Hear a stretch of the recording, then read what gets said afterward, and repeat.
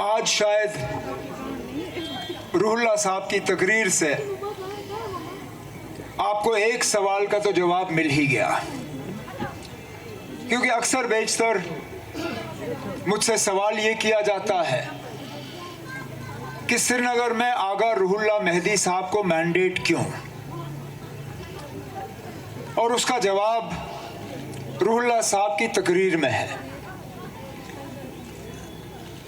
क्योंकि ये उम्मीदवार वो शख्स हैं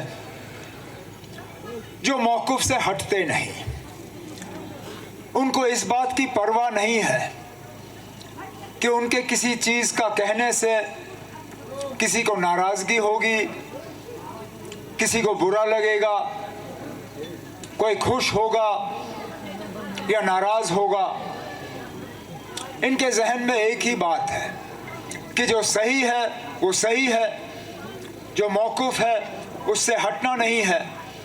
और इंशाअल्लाह जब वो आपके वोटों को लेके यहाँ से जून के पहले हफ्ते में कामयाब होकर आपकी नुमाइंदगी करने के लिए दिल्ली पार्लियामेंट चला जाएगा, तो इसी तरह दमदार और ज़ोरदार तकरीरों में वो आपकी नुमाइंदगी जो है यहाँ से करता रहेगा। और यही आपको चाहिए, यही आपको चाहिए, क्योंकि हमने बहुत नुमाइंदे ऐसे भी देखे जो यहाँ से गए और खामोश हुए। हमने वो लोग भी देखे जिन्होंने बीजेपी के खिलाफ वोट मांग के उन्हीं के साथ फिर हाथ मिलाया। हमने वो लोग भी देखे जिन्होंने यहाँ के काम रोके, जिन्होंने यहाँ की माइनिंग रोकी, जिन्होंने यहाँ जेहलम का जो रेत निकलता है उसके ठेके रोके। हमने वो लोग देखे जिन्होंने चोरी छुपे जो है बीजेपी को यहाँ अंदर लाने की साजिश रचाई, और आप खुलेआम कहते हैं कि हाँ जी हम बीजेपी के साथ हैं। उस बीजेपी के साथ जिस बीजेपी के लिए आज भी मुसलमानों के लिए कोई जगह नहीं, वो बीजेपी भी आज भी इस कौम के साथ जो है नफरत फैलाने पे लगी हुई है। और अफसोस की बात यह है कि उनको इस बात का एहसास जरा सा भी नहीं है कि इलेक्शन तो 3 जून को ख़त्म होगा।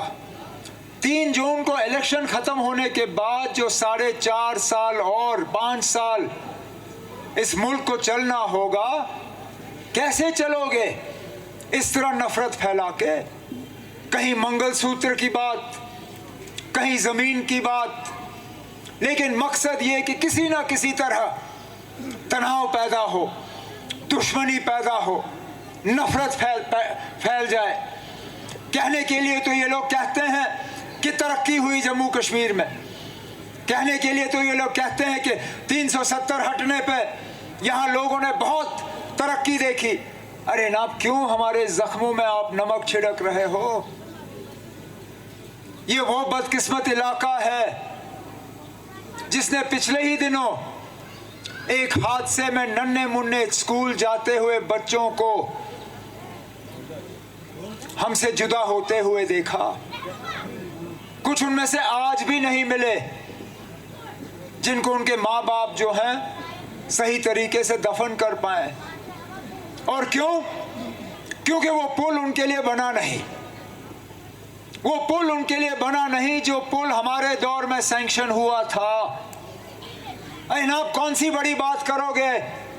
आप कारखानों की बात करोगे, आप इन्वेस्टमेंट की बात करोगे, आप टनलों की बात करोगे, आप हवाई अड्डों की बात करोगे, आप रेल की बात करोगे। अरे जनाब, सिर्फ इस पुल की ही बात करें, समझाएं यहाँ के लोगों को आखिरकार क्या वजह थी कि उन मासूम बच्चों को किश्ती के जरिए ये दरिया पार करना पड़ा, जबकि उनके लिए एक पुल का प्रोजेक्ट तैयार हुआ था। वो कौन सी मजबूरी थी बताएं? क्योंकि हमें तो गए हुए अब 10 साल हो गए, हमें हुकूमत छोड़े हुए 10 साल हो गए। हमारे बाद जो आए, जो आज दोबारा आपसे वोट मांग रहे हैं, जिन्होंने 2014 में एक लिबास पहन के मांगा था, जो आज दूसरा लिबास पहन के मांग रहे हैं, कम से कम वो इस बात का जवाब दे कि जब आपने अपने कीमती वोटों से उनको जितवाया, मैं भी उस वक्त उम्मीदवार था, मैं रह गया, मुझे छोड़ के आपने उनको पसंद किया, आपके वोट लेके उसने किया क्या? क्या फायदा किया आपका, आपके लिए उसने? यहाँ की माइनिंग अगर बंद हुई तो उनके दौर में बंद हुई। अगर वो पुल का प्रोजेक्ट रुका तो उनके दौर में रुका। अगर यहाँ प्रॉपर्टी टैक्स लगना शुरू हुआ बदामी बाग कंटोनमेंट एरिया में, जहां इस शहर में और कहीं नहीं लगता, कहीं नहीं, मां सिवाय इस इलाके में, इनके दौर में यह सिलसिला शुरू हुआ।